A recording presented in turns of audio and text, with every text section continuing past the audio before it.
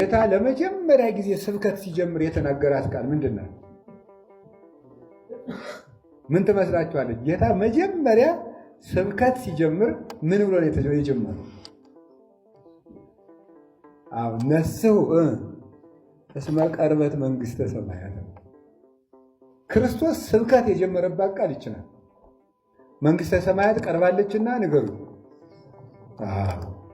መንግሥተ ሰማያት ቀርባለች ነው ያለው።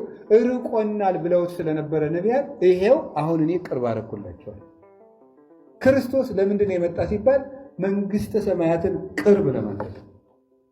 ስለዚህ ሰውና እግዚአብሔርን አስታረቃቸው፣ ሰውና መላእክትን አስታረቃቸው፣ ፍጥረታትን ቀደሳቸው፣ ነፍስና ሥጋን አዋሃዳቸው፣ ሕዝብና አሕዛብን በሙሉ አንድ ማህበር አደረጋቸው። ለአንድ እረኛ አንድ መንጋ እንዲሆኑ አደረገ። ክርስቶስ መንግሥተ ሰማያትን ቅርብ አደረገ። መንግሥተ ሰማያትን ክርስቶስ ቅርብ ያደረጋት አንድ በወንጌል ነው፣ አንድ በንስሐ ነው።